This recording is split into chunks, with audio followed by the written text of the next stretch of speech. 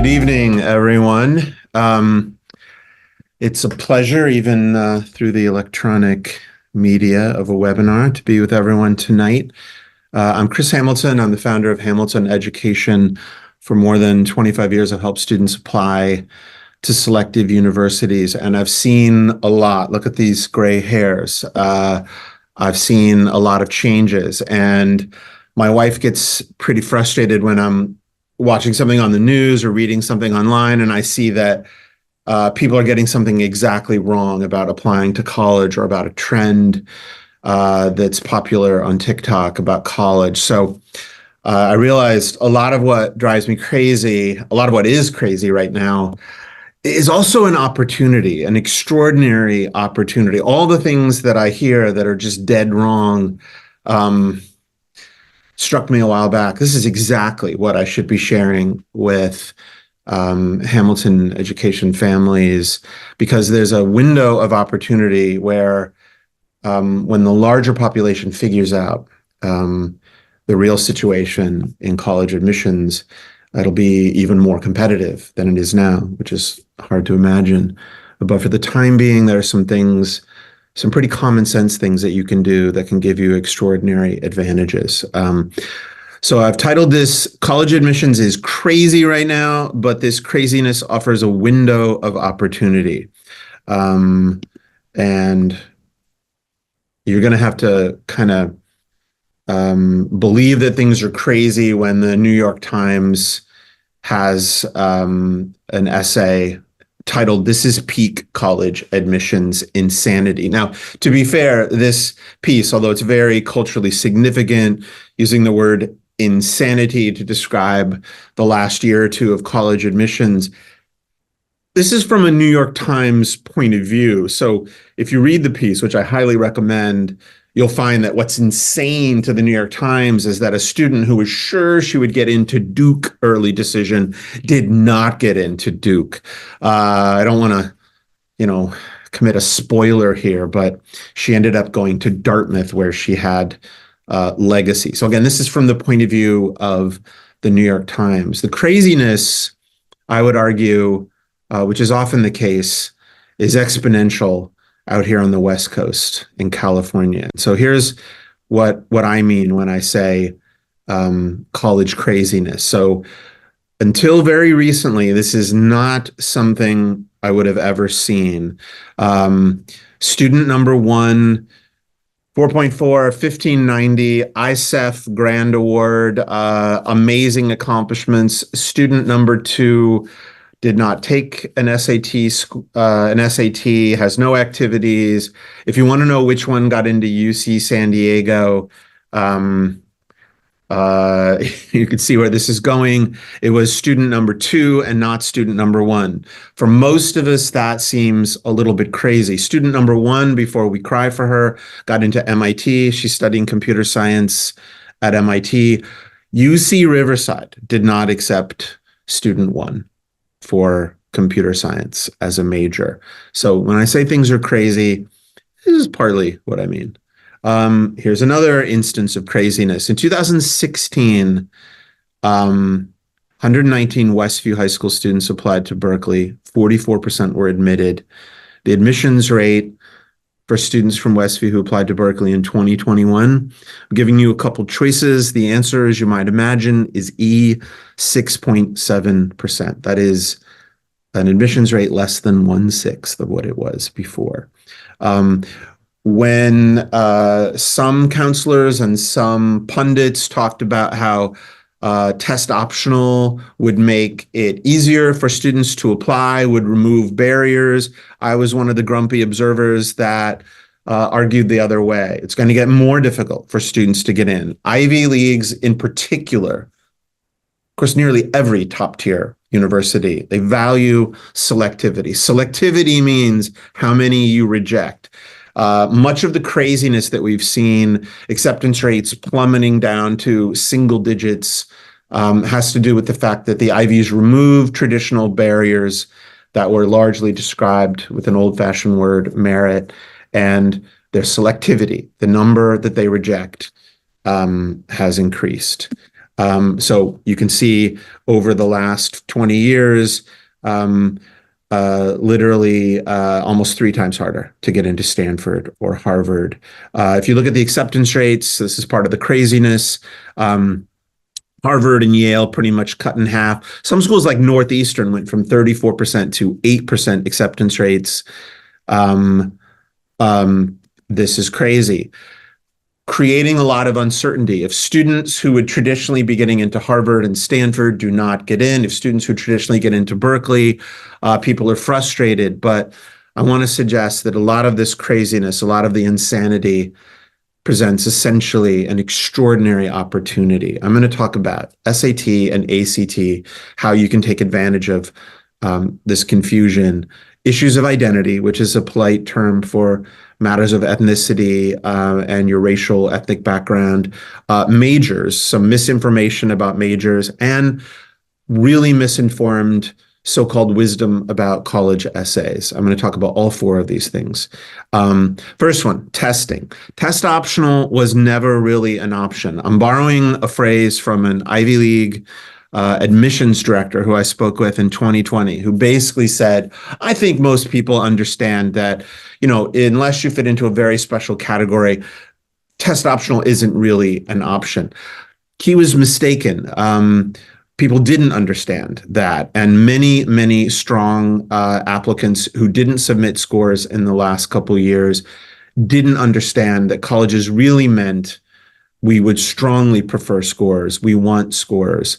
I encourage everyone to take the SAT and or the ACT and understand what category of applicant you're in. If you're an athlete being recruited to an Ivy League school, there's one score that might do it. If you are in an underrepresented or overrepresented category, you might have yet another score. I'm happy to talk privately about what do those numbers look like.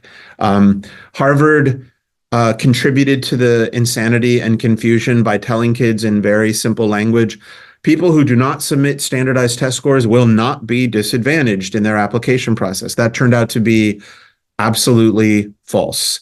Pomona College says it's a personal choice.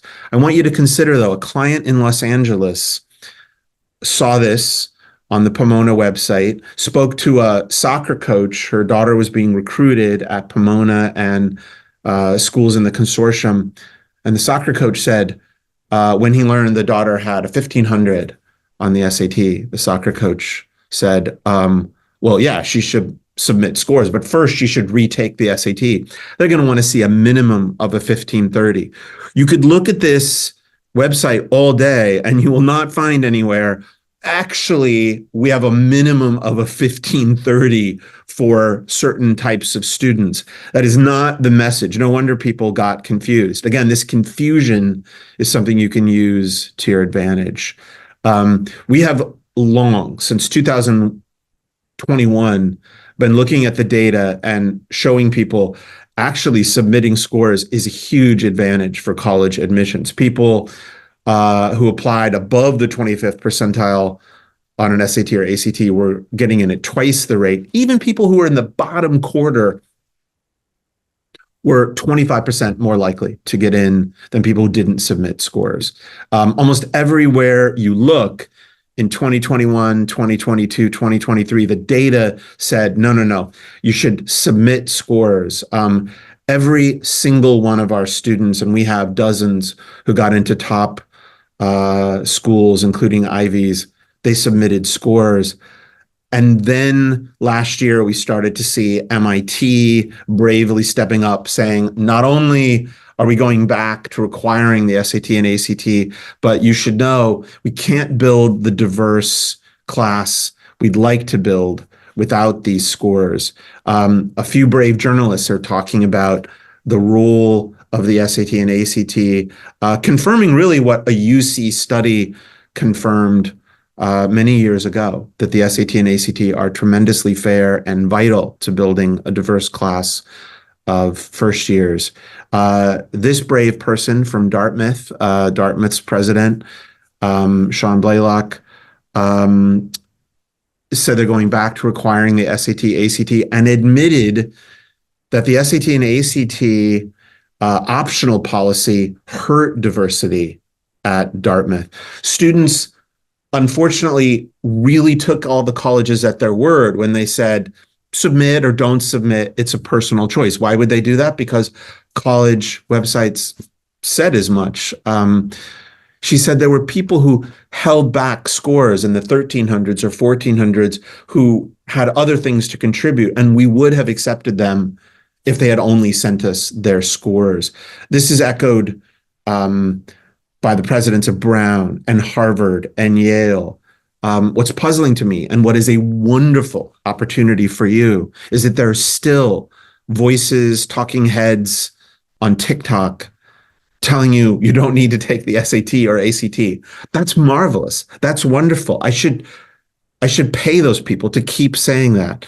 Life itself is not a zero-sum game. Your friends can all thrive and do well, have happy relationships, great jobs, success in life. It doesn't take anything away from your chances to be successful, but you can't all get into Harvard or MIT or Stanford. There's a very limited number of spots, typically about 1,650 available in a year. If there are people who are very talented, very strong candidates, but they simply don't realize that they should be submitting scores, and you do realize that, you have a comparative advantage.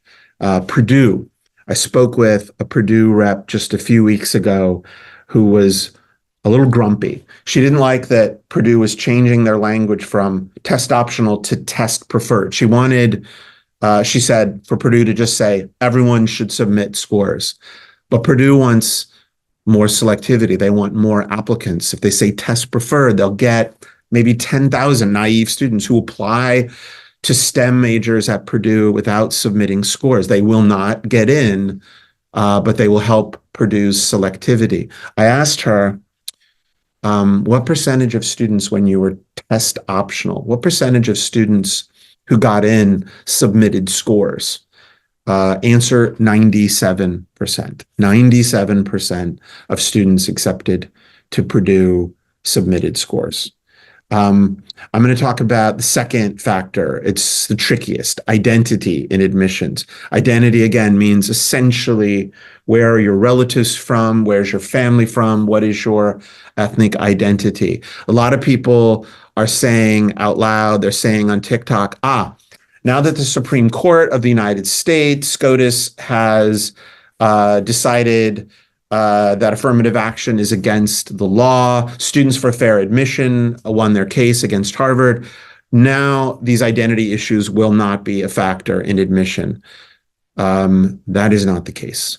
I want you to consider some of the essay questions that Duke introduced in light of the Supreme Court case. They are almost entirely asking about community, about your orientation, about identity.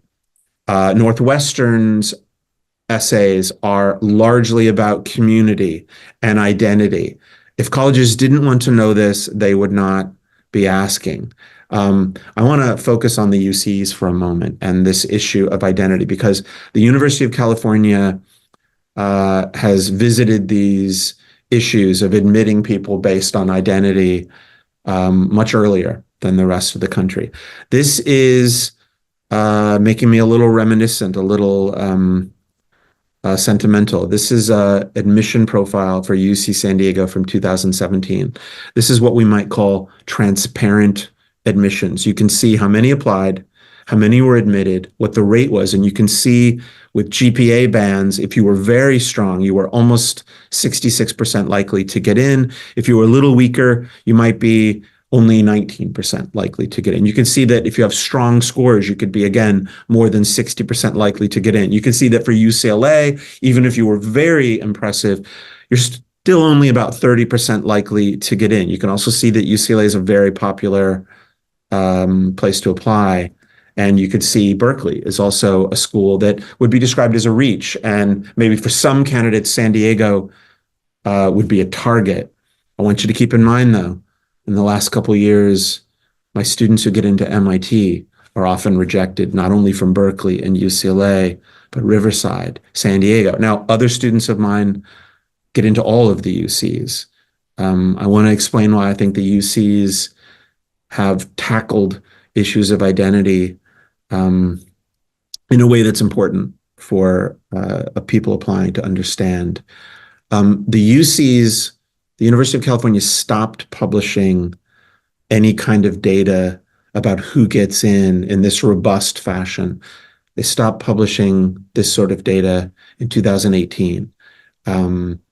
This is the last year that we saw anything like this.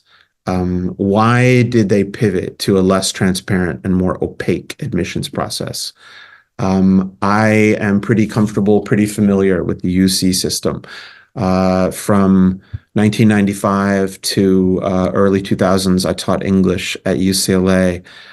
In the LA Times coverage, I'm in some of these photographs. I helped organize civil disobedience to defeat some propositions that I thought might harm students and harm the immigrant groups that I worked with in the UC system.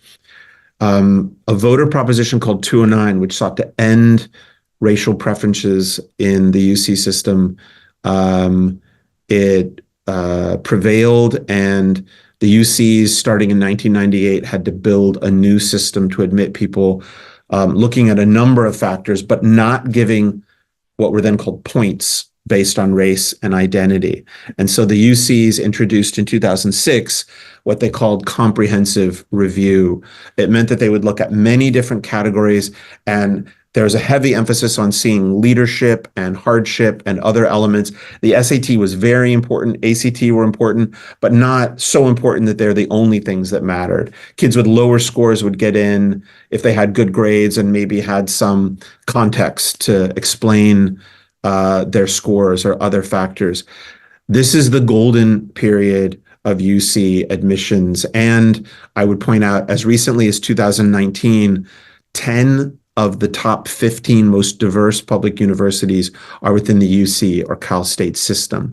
You need to know, though, the UC system at the Regents level initiated a 2-year study of the SAT, ACT, and they began advocating for Prop 16, which was an effort to reverse Prop 209. They wanted to once again use ethnicity, identity, and race as admissions factors. You need to know the UCs felt they had a problem.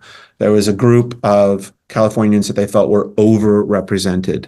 That group includes Asian Americans. Neither one of the UC's efforts worked as planned. The study of the SAT and ACT, I have a copy of it here.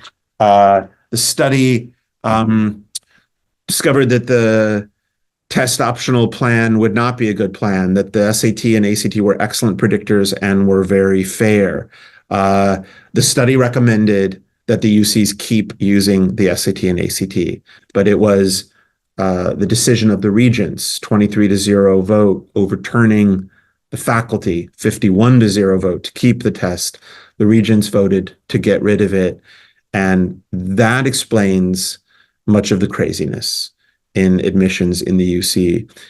There are a couple ways you can use this to your advantage. The number one way, of course, is to simply be aware of it. I want you to be aware. It is important to write good, strong applications, to have strong essays for the UCs, but it's equally important for you to understand it may be that no human will read them in the sense that we use the word read traditionally. I want you to consider a little bit of math. There are a minimum of about 3,000 words on a typical UC app, including essays and activities and transcript and other elements. There could be as many as 4,000 or 5,000 words. The average college-educated person reads 240 words per minute. If you're reading quickly, you should get through about 4.6 applications in an hour. If you're reading them as an outside UC reader, UC Irvine paid just 2 years ago $2 an app. That means if you read them quickly, you would be making $9.20 an hour. If you were paid that in any fast food restaurant, your manager would go to jail. It's a violation of California's labor policies.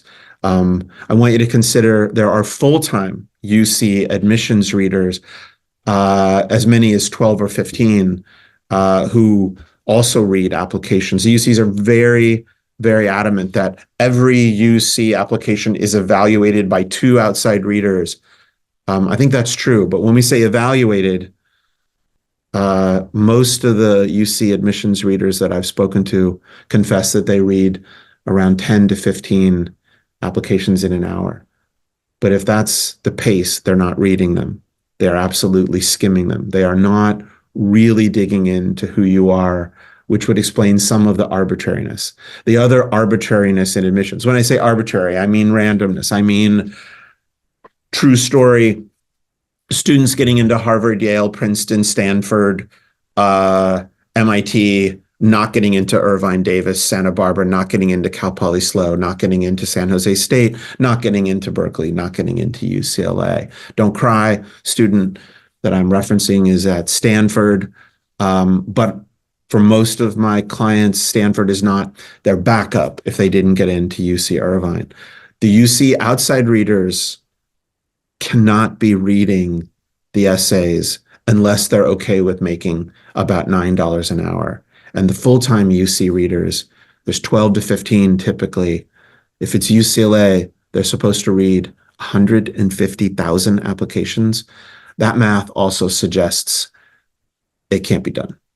That explains why you need to understand strategically in this craziness that the UCs no longer evaluate students in the way they once did. You need to build that in to your college plan. You need to know the UCs could work out fantastically well, but I have someone this year who got into Harvard and Stanford, had to decide between the 2 of them, did not get into Santa Barbara or Davis or Berkeley. If you are curious about this, and I recommend you dig into it, you might find some interesting things. You can go to the common data set for the UCs and put in your school, put in someone else's school, put in the UC campus, put in the year, and you can get data going back almost 30 years. What percentage of students are accepted from what high schools? Here's some interesting numbers I found just last week. King Chavez is a public charter school downtown in San Diego. It has on a typical day a 40% absentee rate. That means 40% of the students are not in school. The acceptance rate last year to UC San Diego for King Chavez students was 57%. Hoover is in El Cajon. Their acceptance rate last year was 39.6% to UC San Diego. And Del Norte, which is a blue ribbon school, it's ranked 3rd in all of San Diego, and it's ranked pretty highly in US News national evaluation of high schools. Del Norte had an 11% acceptance rate. Again, I want to make sure people know this. You've got to first see these things with clear eyes. The UCs have essentially reinvented the admissions process, aware that it's illegal to directly use identity to make sure there are, in this case, fewer Asian American students. So they've used indirect methods. They have almost certainly built hard quotas for certain high schools. This is the only real practical explanation for why acceptance rates for Westview and Del Norte were here. Now they're here. Acceptance rates for schools that were very low are now up here. Unweighted GPA has become probably the single most important factor for UC admissions. I want you to look at this carefully. Unweighted GPA of a median unweighted GPA for UCLA last year was 4.0. That means a single B could be a serious problem. Keep in mind, some of the high schools that have the highest acceptance rates to the UCs now have policies that we call equitable grading. Essentially, everyone gets an A. It may not be the case that everyone is learning to their full potential, but no one is getting Bs. In other high schools, students who are perfect on the SAT or ACT still may get a B or 2, depending on who is teaching math, who is teaching chemistry, who taught 9th grade English. A question that someone asked who couldn't make the webinar is, for applying to UCs, is it better to attend an academically easier high school to have a higher GPA? In the past, I would have said, well, not necessarily, because you're also not going to do as well on APs and standardized tests because you're getting A's without putting in the same work and effort. I would have to say now, if you were really, really aiming for the UCs, yes, you would want to, more than anything, make sure you don't have any Bs. I would argue looking at one number, unweighted GPA above all others, is the opposite of holistic admission. But again, I want people to see this reality clearly so you can build a plan. And the plan would be to apply to some colleges outside of the UC system. Atlantic writer Caitlin Flanagan, she's a liberal, she's a Democrat. I highly recommend you seek out this article published in 2001. It's called, very bluntly, "The University of California is Lying to Us. Does getting right with contemporary concepts of anti-racism mean reviving one of the state's most shameful traditions?" If you're wondering, what is this shameful tradition? She's speaking about anti-Asian hate. This is a newspaper headline about the death of Vincent Chin. He was murdered in Detroit because someone in Detroit thought that he was Japanese and represented the auto industry that was displacing American auto workers. We might think that's ancient history. That's 40, 50 years ago. The headline on the right, Indiana University student stabbed in alleged racially motivated attack on bus. That's from last year. You don't have to look very far to find headlines about violence directed at Asian Americans, and you don't have to look very far to find the rationale for the UCs wanting to constrict the number of Asian American students in top UCs. This quote is from the person who used to be the superintendent of the San Diego Union School District. "We have an influx of Asians from China," she explains, "and the people who are able to make that journey are wealthy. A large influx of Chinese families moving in sight unseen into our homes, into the community, and that requires money." So the argument is apparently it's okay to discriminate against Asian Americans who are applying to the U system because they are all millionaires. As many people participating in this webinar tonight are aware, the opposite is true. The UCs did extensive research and discovered if they, in place of racial identity, used income, they would get too many Asian American students. It turns out this story that all Asian Americans who are attending school, all Asians who immigrate to the United States are wealthy is far from the truth. In fact, most of my clients who came from somewhere on the continent of Asia came with about $100. You need to know the history of colleges using these factors of identity is not pretty, but it is one that isn't over either. These are two books I highly recommend. The Chosen is by Berkeley sociologist Jerome Karabel. Nicholas Lemon wrote The Big Test. It's a history of what he's calling the American meritocracy. I'll give you one little piece of this. In case you are thinking, Mr. Hamilton, there could never be anything like a quota that's instituted in the UC system. I mean, that's not something that would be done. I want to draw your attention to this bottom paragraph of this rather famous letter. This person is talking about having lunch with someone associated with Princeton admissions, and they're talking about why there were no African Americans admitted to Princeton. This person goes on to ask how many Jews were at Princeton during that period. Mr. Hibbins said about 200. I said, how many were there last year? He said about 200. I asked how many there were the year before that. He said about 200. I said, how does that happen? He said he didn't know. It just happened. Mrs. Hibben was outraged and said, Jack Hibben, I don't know how you can sit there and lie to this young man. You know very well that you and Dean Eisenhart get together every year and fix the quota. I want you to consider it is vital. It is important that you understand on a scale of what we might call identity and merit. Both are in quotes. They're not easy to define. Many colleges are heavily fixated on identity, but all colleges care about diversity and making sure that there's representation that is reasonable.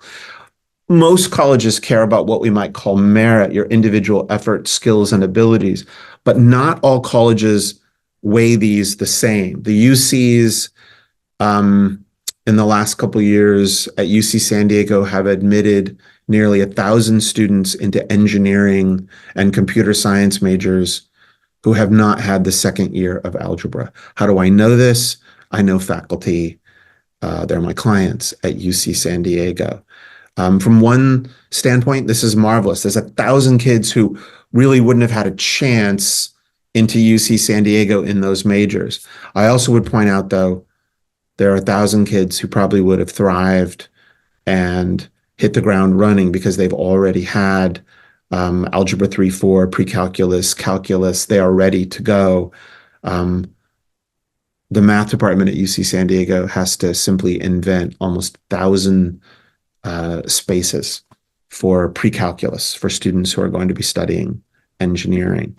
You should know that magazines like Forbes are talking about new Ivies. I just want to draw your attention to some of them.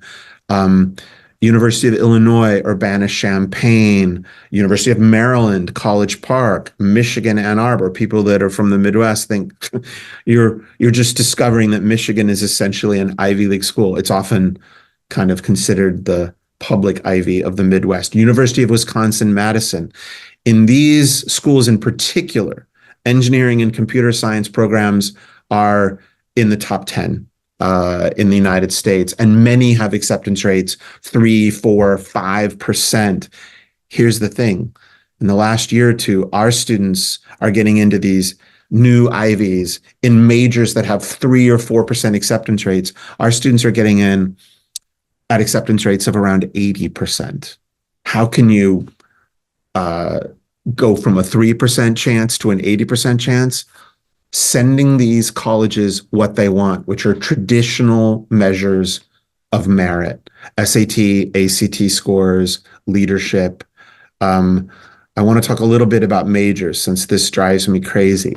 Here's a message from UC Irvine. If you ask UC Irvine what majors are impacted, this is literally what you get. Good news, UCI doesn't have any impacted majors. And then it goes on to tell us the majors that are the most highly selected. They are, of course, the impacted majors. Why would UC Irvine not simply honestly reveal which majors are impacted? Because all of the UCs and all top-tier colleges want more applications. If they were to be honest, students might think twice about applying to nursing, computer science, business administration. There's a fancy word I don't hear as much, disingenuous. It's a very polite word for dishonest. Here are some other statistics for UCLA showing various majors or various colleges that contain various majors. 11% for the College of Letters and Science, but for engineering at UCLA, 4.9%. You need to know, if anyone is telling you major doesn't matter, your applications don't have to take account of your major, that really depends. Are you in an impacted major in the College of Engineering or nursing or architecture, TV, or are you in an open major? That distinction is vitally important. It's something we talk about with every family I meet. Take a look at University of Washington, Seattle. The U.S. non-resident, that means you are a U.S. citizen, but you don't live in Washington. The acceptance rate for the majors in computer science and engineering are 3%. Major is tremendously important. Knowing how that can change your chances And knowing whether you can switch into an impacted major later or not is a hugely important factor. It's one reason why we work very closely with families, students, to understand all of these sort of intricate layers, because some colleges, like Ivy's, you can apply to a major that would be highly sought after at other colleges and switch into it, like computer science, at a later date. Other places like UWashington or UC's, you need to apply to that impacted major from the start. And finally, I want to talk a little bit about essays, why they're important. I hear tremendously misinformed things about essays. Yes, essays are important. Most of the people dispensing advice about college essays are people who got into some Ivy League school themselves a few years ago, and they think they know what works. They know what worked for them. I've seen more than 1,000 acceptances to Ivy Plus campuses, and I've seen them from students who are in overrepresented categories. I know what great Ivy League essays look like for the kinds of students that we work with. And I would want you to consider even students who had great success often aren't fully aware of what worked in their essay. I found this article in Business Insider. This is a sweet kid. He's got a really cute dog. He is from Virginia, I think. He says he was accepted to Yale, and here's everything I included. I want you to look at the bullet points. He got into Yale after submitting a successful college application. Okay, that seems redundant. He included his SAT score, good for him, and high GPA in the application. Of course. Here's where I think he's misreading his own application. Along with an essay about my culture. I read his essay. You can actually dig into this story and read a big chunk of his essay. I'm sorry, he did not write about his culture. He wrote about something much more important. In his essay, he wrote about the fact that he was poor. You need to know, an Ivy League admissions director told me in the last couple of years, if you're in an overrepresented category, if your culture isn't underrepresented, don't write about your culture. This kid thinks he wrote about his culture. I read his essay. He wrote about being in a marginalized group. He didn't even fully realize that that was what Yale was interested in. I, for years, have been reading college essay guides like this one by Fisk. It contains examples of supposed real college essays that work. I've had many students come to me with these essays saying, I want to write an essay like this one. This kid got into Princeton and he wrote about being in a play once. Quite literally, I was able to take a look at the student's name, Google him, and discover, yes, he wrote an essay about being in a play once. He didn't want to. He was kind of forced to try something new. He didn't hate it. It's important to try new things. This is, by the way, the plot of Green Eggs and Ham. The student, when I dug in just a little bit, I discovered was in the Princeton Football Hall of Fame. He did not get into Princeton because of an essay that he wrote. He got into Princeton because of football recruitment.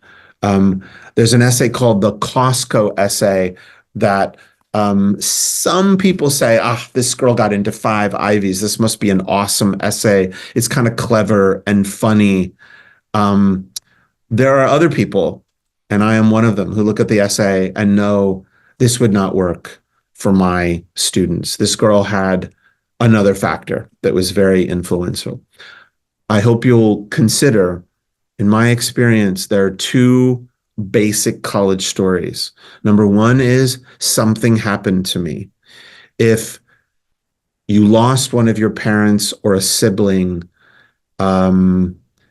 if you are homeless, if a military jet crashed and destroyed your home, something happened to you. But for most of my students, nothing dramatic happened to them. It may be in your life getting a B feels like a terrible tragedy. parents being divorced, a grandparent who you love and care about is ill. These are not significant things to college admissions readers. If nothing happened to you, your college essay has to be how you happened to something.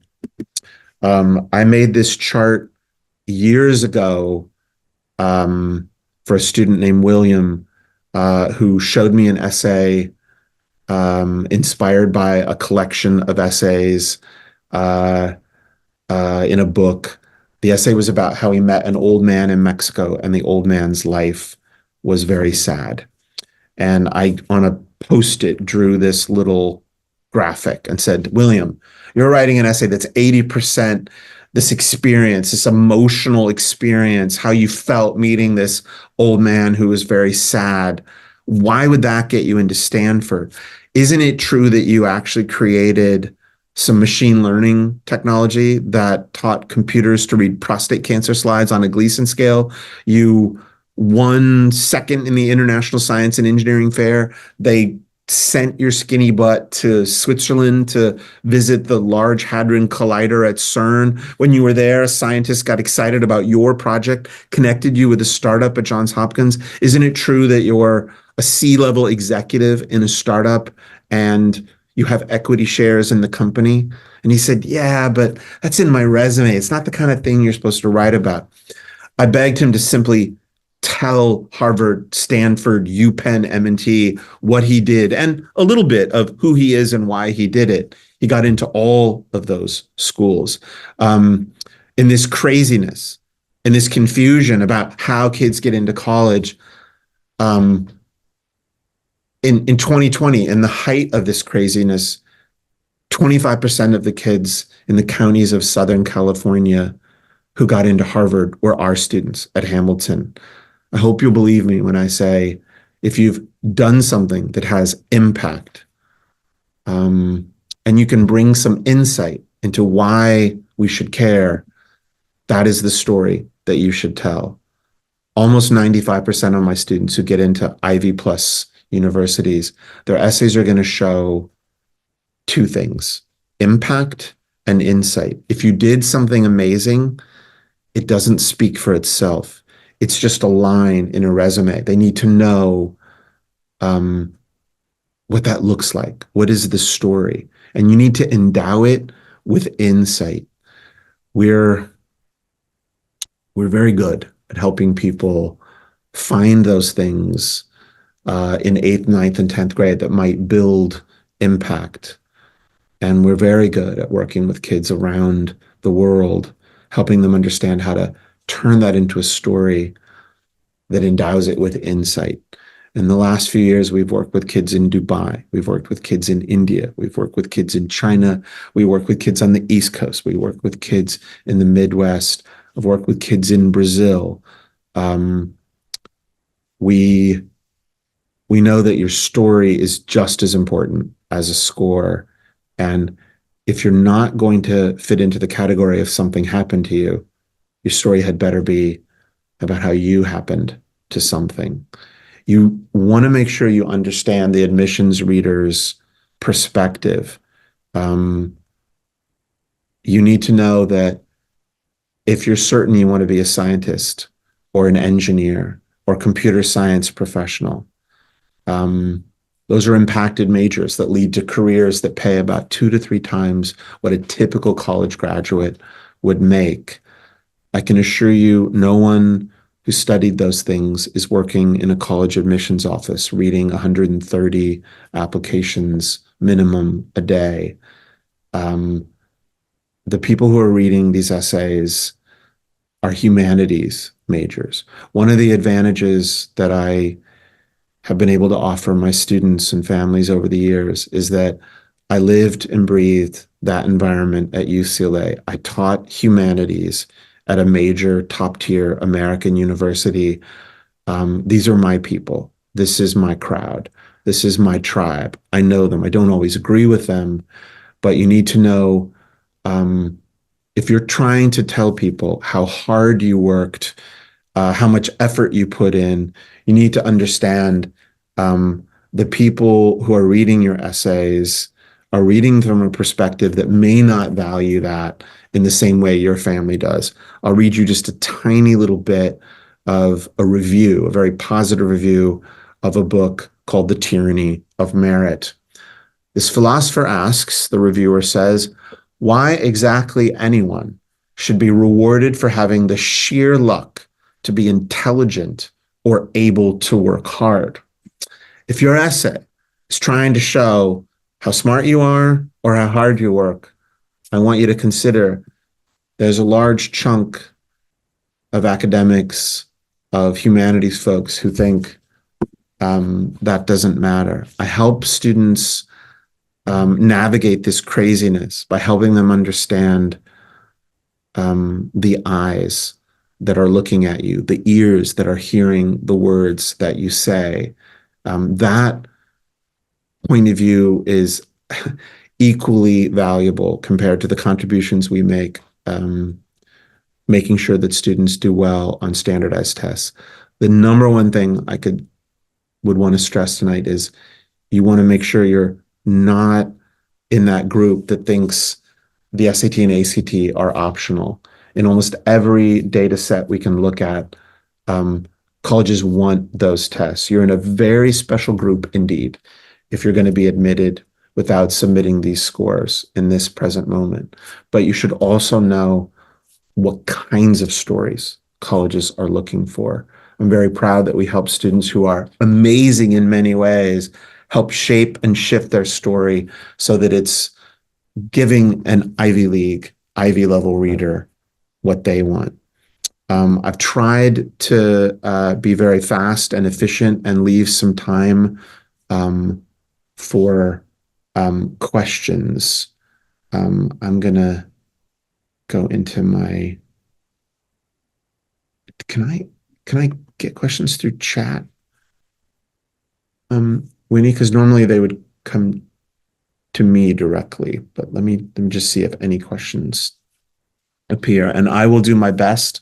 If anyone has questions that you want to submit, either to me in email or you want to submit questions in any way, shape, or form.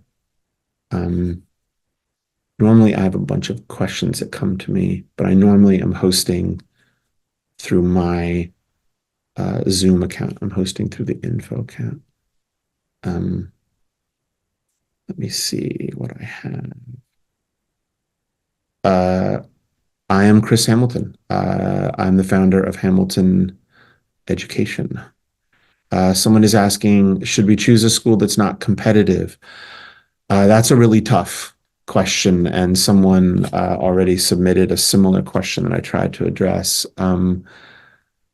If the UCs are your goal, if the UCs are your dream, I would say this: if you're at a school that is really good by traditional measures, very high academic performance index, very high on a US News ranking, everyone says this is a great school, but almost everyone gets 6 or 7 Bs. Even 2 or 3 of those Bs could be a problem for UC admission. So I would say certain schools in Poway Unified or San Diego, for instance, are highly respected, but it's not that hard to get almost all A's. Other schools, I'm very reluctant to name names. I have students who are double perfect SAT, perfect ACT. They still got a B in a math class. That is a very competitive school indeed. Someone's asking if it's true that the SAT score should only be submitted if it's at least 50th percentile for that college. Even though I think that in some way conforms with common sense, I mean, if it's not going to be flattering and helpful, why send it? The data says even submitting a score that's below the 25th percentile is more likely, 25% more likely, and that's back in the early data sets. I think it's even more pronounced. I would put it this way. If you think, well, my score is not exactly what they want, so I will submit nothing, you are essentially taking the Fifth Amendment. You are being asked a question Can we see some kind of objective measure of your basic skills in reading, writing, and math? And you are saying, I'd prefer not to answer. The evidence strongly suggests that it's almost always a good idea to submit scores, even if they're not in that middle 50th percentile for the college. I know that may sound a little bit crazy, but the data strongly suggests that that is the case. And if we think about it, if you're in college and your girlfriend says, people are saying that you were flirting with my roommate while I was out of town, a good answer would be no, that's not remotely true. Not very good answer would be maybe, I'm sorry. I don't think it would be a better answer to say, I refuse to speak to this question. I'm not even going to answer it. That's a little bit how not sending scores sounds. Yes, we do offer online SAT, ACT tutoring. We're very happy that we've had some extraordinary alumni of our program who we trained in traditional classes. They are, in some cases, at Stanford Law School now saying, hey, I need a summer job. I taught for you in in-person classes. Can we do some tutoring? So we have an extraordinary group of people in addition to our regular SAT, ACT teachers. Yeah, someone is saying colleges are flat out lying to us. That is why I wanted to show people that Princeton letter from the 1970s. Universities are not truthful in terms of how they're evaluating people. It's a long-standing practice. I don't know what else to say. UC Irvine says none of their majors are impacted. Good news. I mean, I don't know what to call that other than not the truth. Okay, how are the GPA requirements for non-UCs, like public Ivies? I want to make sure people know, I think GPA requirement is a bit of a misleading, even dangerous term. There are some good universities in the United States, top tier or in a particular major in the top 10, that do have requirements. It's very rare, though. By requirement, I mean you hit a certain score, you hit a certain GPA, you're very, very likely to get in, almost guaranteed. That's how I would understand a requirement. In actual fact, I would say GPA requirements for non-UCs, the difference is for these public Ivies, they will heavily weight a weighted GPA. These public Ivies, especially in STEM majors or engineering in particular, they will look at a student that got 4 or 5 Bs, but has a really good score and a very high weighted GPA and be very impressed with that. The UCs tend to look at the unweighted GPA in the last couple of years because unweighted GPA favors high schools that have traditionally been underrepresented in UC admissions. I would say a 4.1, 4.2 is a very impressive GPA as a weighted GPA for many of the public Ivies. And for UCLA, it's not an impressive GPA. I don't think students should take easy courses. Someone is asking about that. I think they should take as hard a set of courses as they can handle, but not harder than they can handle. I think it's tragic, ironic, but the UCs and many other colleges had a more holistic admissions system before 2020. It's now one that is designed to include certain students, but not include others. And they do that by focusing on Bs. We do help high school juniors with summer plans. We help people understand which programs are very, very meaningful, which ones are impressive, which ones are unimpressive, which ones are kind of paying your way in and your student will be, we hope, amused but not gain much. A 1530 is an excellent score for the SAT. Someone is asking. There might be 7 or 8 colleges where I'd say it might be worth taking it again if you could do a little bit better. What are those colleges? You probably know: Harvard, Yale, Princeton, MIT, especially for math. MIT really wants to see perfect math scores. A 1530 is not only a good SAT score, it is in the top 1%. It's such a good score. Many of these public Ivies would award a massive merit scholarship for someone with a 1530. I didn't even talk about that. I probably should have. We're trying to add up the offered merit scholarships this year. It seems to be pretty close to about $25 million. That's my best estimate. Some students, just individual students, have more than $500,000 in offered merit aid. Almost all of it comes from schools that value that tremendously value SAT and ACT. Why do they value them so much? Because their data, just as the Ivy League presidents have shared, their data suggests if there's one factor, one number that tells you, will this person graduate and be successful? It is those scores. GPA and grade inflation have rendered that metric unreliable. Colleges, they want the SAT and ACT. Someone is asking about worried about summer plans. I got good news. When you talk about scrambling and trying to find summer plans, I want you to keep in mind, my students who do the best are often students who had summer plans, summer programs, internships, shadowing opportunities. Some of my strongest students are students who had those things fall through. A student of mine who is at Stanford had a really wonderful internship canceled because of COVID. We had a very brief conversation and I told him, why don't you make or create something for other students rather than, just not attending this thing that you were going to attend. Attending is here. Creating and building something for others is here. He took that and ran with it. And that is what Stanford mentioned in his acceptance letter. They mentioned the thing he had built and created for others because he had missed out on an opportunity that was canceled because of COVID. Someone's asking, is a 32 a good score on the ACT? Yes, it's a good score. I would say a 32 on the ACT is not as good as a 1520. Probably 1520 and about a 34 on the ACT would be more in concordance. Would you submit threes for an AP test?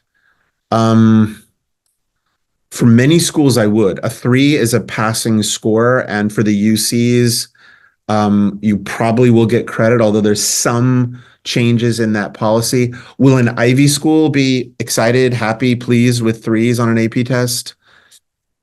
No. But once you get outside of that Ivy League range, a 3 is meaningful. It means you get credit for a college class.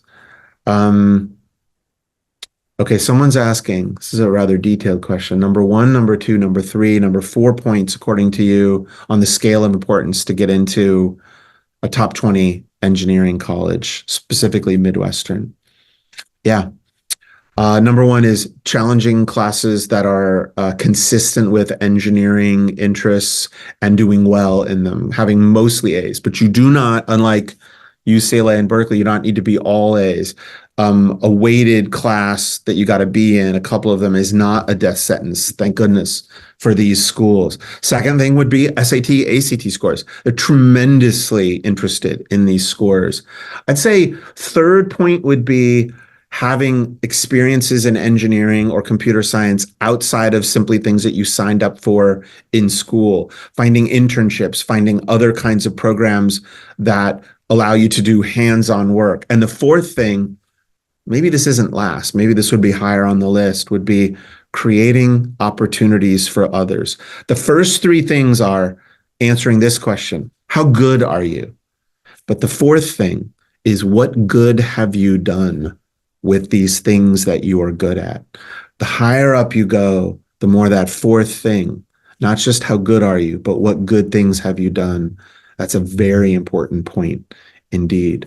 Someone is asking, That students from the same high school, are they evaluated in the same pool? Basically, yes. Basically, yes. Um, I mean, there's exceptions to everything, but as a basic notion, yes. Um, uh, you are. Someone is asking, do girls get a special quota in engineering colleges?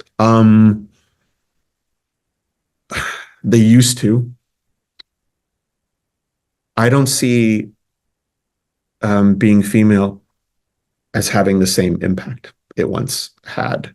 And that's partly because if American universities didn't try to sort the gender imbalance, if they didn't try to sort it or force it to be more equitable, um, because teenage girls in almost every measurable way outperform boys, many American universities would be 70% female if admissions were not to consider those factors. That is one reason why I'm probably not seeing the same advantages for girls. I would say girls who help other girls in what's sometimes called the leaky pipeline into leadership in STEM, that can be a very important factor. But I'd say the effective quotas in women in engineering programs is modest. For other more underrepresented groups, it's more it's more apparent. When I say happening to something and someone's asking, how do you communicate impact?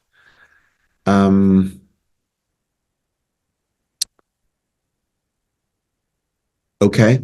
The student I was alluding to, who had a really good biophysics internship that was canceled because of COVID.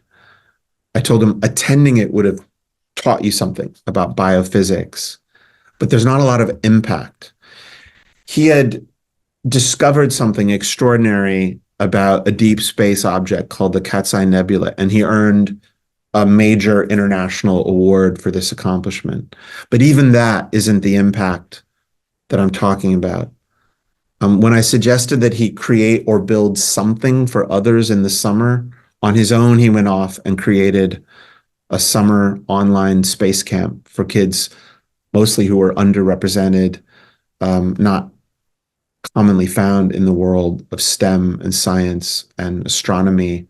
And it was that impact, the fact that he brought something to the world. It was that Stanford mentioned in their acceptance letter. It probably is getting close to too late for summer programs for high school juniors. But again, it is never too late to create or build something during the summer, and that will have a much more profound effect than attending something. Someone is asking, can you explain the need to declare your major during the admission application at UCs versus being able to change your major? Yeah, I'll do my best. Majors that are within the College of Letters and Science are far less what we call impacted than majors that are in a specialized college like architecture or art or nursing or in particular engineering, which often, although not always, contains computer science. You can get out of an impacted major at a special college within a university like UCLA into the College of Letters and Science fairly easily, but you can't go the other way. It's almost impossible to get into nursing or engineering unless you applied for that major. That's the essential meaning of impacted. Some majors within College of Letters and Science at a popular UC like UCLA are more popular than others, and they may require freshman GPA minimums to get in. And some programs at UC San Diego in computer science are suggesting they're going to use identity factors. They're going to use whether you're first gen or whether you're underrepresented. But in general, the College of Letters and Science contains majors that we sometimes call open, and indeed you're open to change your mind and try out. Now, at an Ivy League school, even Yale, Harvard, computer science will tend to be an open major, whereas at UC San Diego and UCLA, computer science is never an open major. So it's a little more complicated, maybe, than a simple binary impacted, not impacted, but you can change your major pretty easily to from an open to another open major at most UCs. It's very difficult, approaching impossible, to change it into an impacted major. Um, um, we we work with high school juniors. Someone's asking this question in a number of ways. But generally, we consider someone who's at least in the middle of the 11th grade, and now we're getting students who are near the end. We consider that to be in the service of helping them build their application to college. So with high school juniors, we think we've got 4 or 5 months to see if you can find some organic, real instance of impact. I had a student who's now at Oxford as a Rhodes Scholar. She graduated from Stanford a year and a half ago or a year ago. She's amazing. In May of 11th grade, the day she finished her 11th grade year, we sat down for the first time, and I simply said, you need to find some project that would get Stanford's attention. And it was her mom, her brilliant mom, that said, she's been talking about this thing she wants to build, make, do. I'm going to see if she can do that. When I'm working with juniors in late spring, I'm trying to figure out, is there a piece that they could organically, naturally be excited about making or building that would really make a college application complete? Someone's asking about public Ivies. What do I mean? It's a fuzzy term. People are using this term more and more to acknowledge that the Ivy League is technically a group of 8 universities that play football against each other. MIT, Stanford, not technically Ivy League. And when we ask, well, what about engineering? What about computer science? And we see that Yale is like 37 in the rank of engineering and computer science programs. And we see that Michigan is number 5, or University of Illinois, Urbana-Champaign is number 5. We see that Purdue is number 7 or 8 in engineering, ranked above Princeton and Cornell, which are the top Ivies. Those are the kinds of institutions that I mean when I'm talking about public Ivies. Someone says, if your AP score is lower than a 5, should I not submit it? It depends on the type of college we're talking about. I would say, in general, I'd submit 4s and 5s. For Ivy Leagues, 5s would be best. For the UCs, I'd submit every passing AP score. All right, someone's asking, for Big Ten schools, other public schools, in the top 50, 60, what SAT score would he need? I don't think there's a score where you get that, you're in automatically, but I would say you might have a slightly distorted sense of what a good score is. In San Diego, where there are a lot of good schools, very competitive students, people sometimes think a 1,200 or 1,300 SAT score is not a good score, an embarrassingly low score. It is not an embarrassingly low score. Those scores would be often in the top 10% of scores in the nation. And so I would say scores in the 1,200s and 1,300s will be considered pretty positively by many of these top 50 schools in the Midwest. And you bump into the 1,400s, now you are likely going to get a merit scholarship from these schools. So 1,400 level score would be fantastic for many of these schools.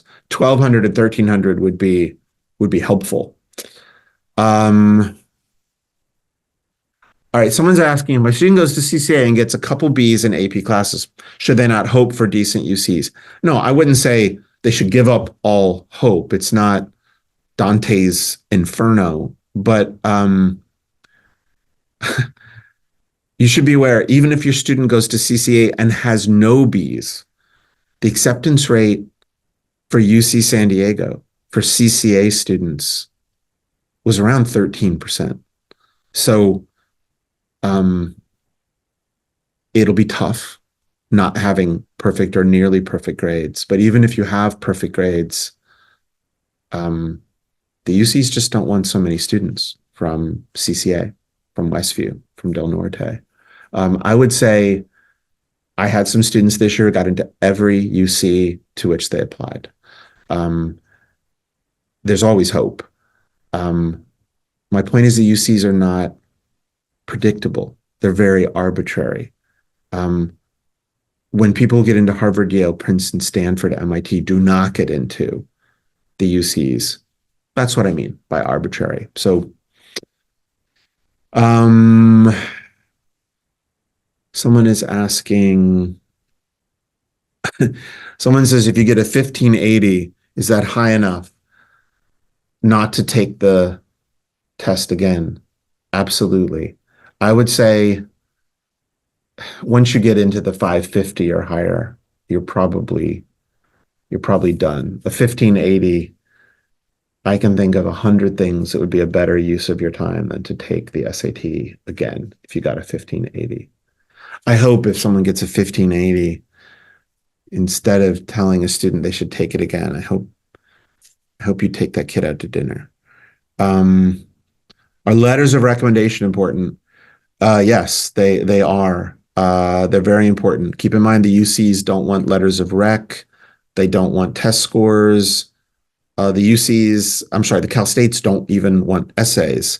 The more colleges want to know about you, if you're a strong applicant, the better you're going to do. Letters of recommendation are important. I would have people consider letters of recommendation are going to speak to who you are as a person and how pleasant you are, how charming you are. Students should keep that in mind. Do you have advice for non-Ivy level students? Yes. I would say for many competitive majors, non-Ivy schools are better than Ivies. And I would be happy at any point to talk about the hundreds of fantastic schools that are not Ivy level, but we look at where the graduates end up. They end up running the country. They end up as surgeons. They end up as CEOs. I love those schools. Should you submit both SAT and ACT if one is better than the other? It really depends. I need to look at that on a case-by-case basis. Class rank is not tremendously important. Someone's asking about that. For an Ivy League, it's helpful if we can plausibly see you as maybe in the top 10 in your class. I think I've already tried to define as much as I can what I mean by public Ivies. Absolutely. Someone's asking if they can have a meeting. Send a message to info, send a message to me. We'll make sure that that happens at your earliest convenience. Someone's asking, good question, is it easier to get accepted at UC for majors like business, econ, or political science? Business is not offered as a major at most UCs. It's not a major at UCLA. It's not a major at many of the UCs. And where it is offered, it's an impacted major. It's a harder major to get into. But econ and poli-sci, yes, it would be easier than anything that is engineering or anything that is computer science.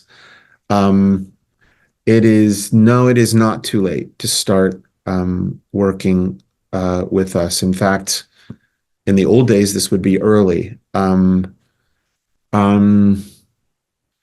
Okay, someone is asking, 13% of CCA students get into UC San Diego in 2023. Is it higher or lower for Francis Parker or Bishops?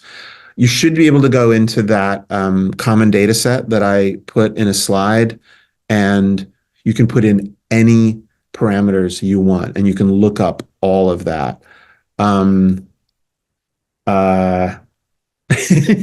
see someone says the student was asking if they should retake a 1580. Again, no, you should take them out to dinner, their favorite restaurant. Letters of rec have a bunch of different questions that they're asking. But here's the most important one. We can see from grades and scores whether we're talking about an amazing student. The letter of recs are typically about a different question. Is this an amazing human being? The kids who are the smiliest, the happiest, the kids that make teachers happy that they chose to do something involving public service, those kids do well in letters of rec. And I would say letters of rec probably one of the more important elements in terms of how did that kid get into, fancy schmancy schools like Stanford or Harvard. Generally, the happiest, funniest, most pleasant human beings do better, all other things considered. I want to thank everyone for your time. Thank you for graciously sharing some of it with us.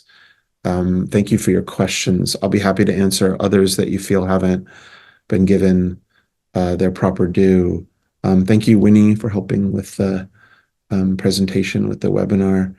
And I hope everyone has a wonderful evening, and